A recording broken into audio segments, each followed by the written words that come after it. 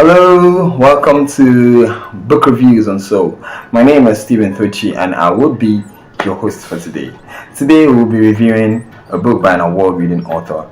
But before I begin, I would like to say thank you to you, our returning subscriber, who has made here your home, always returning to watch our content. We say thank you. And to you who, by chance or by the workings of fate, stumbled on our YouTube channel, to you who today is your first time, I say thank you for coming. But I would love you to join the League of Returning Subscriber by just liking, subscribing, and then turning on the notification bell on. With no much ado, let's dive into the book I am reviewing today. It is titled The Wall and the Flower by Precious Osika.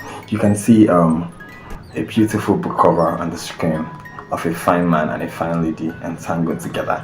If you look at that book, you will understand what we are talking about. You have a sneak peek of what the book is all about.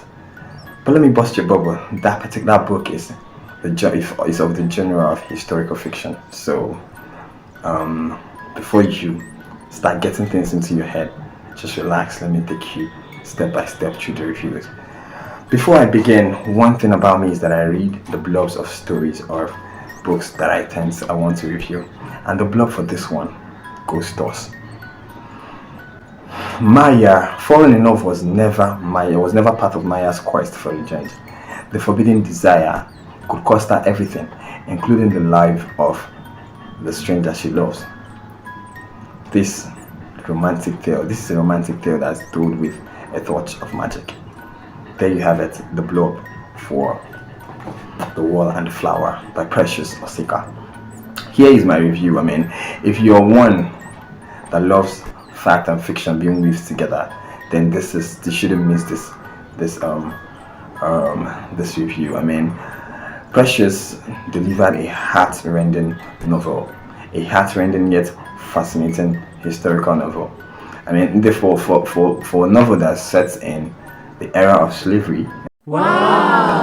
This particular book had everything in it.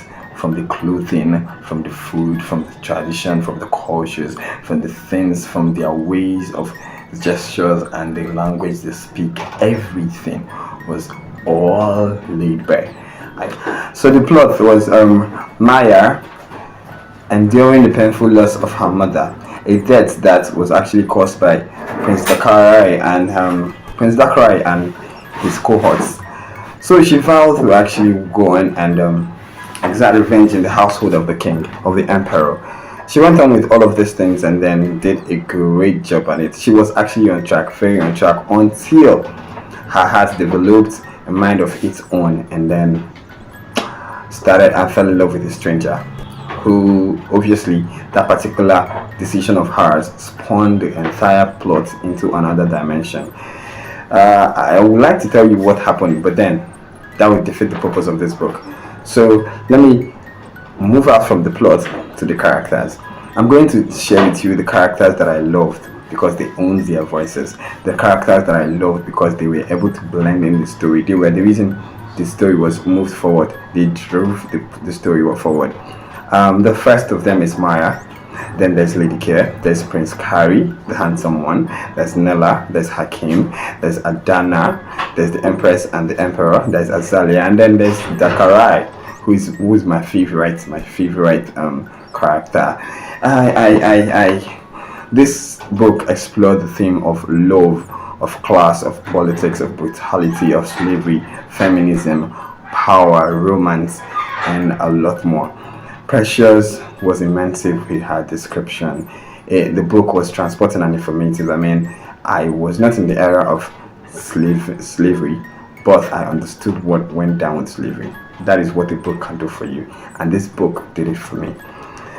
In conclusion, I want to tell you that this book is a page turner, and the fluidity of the storytelling, it's something you would need to study.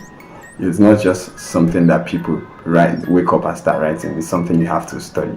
There is gore, there is blood, there is enough romance to last you a lifetime.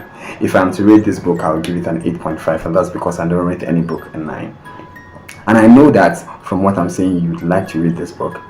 There's an easy way to do it. Just go down to the descriptive section and then click on the link there and get your own copy. This brings me to the end of this review, and when you read this book, make sure you leave a feedback, or if you want us to actually talk about it, you can send me a direct message. This is the end of the review for The Wall and Flower by Precious Osika. See you next time. I remain your one and only Stephen Tochi. Bye.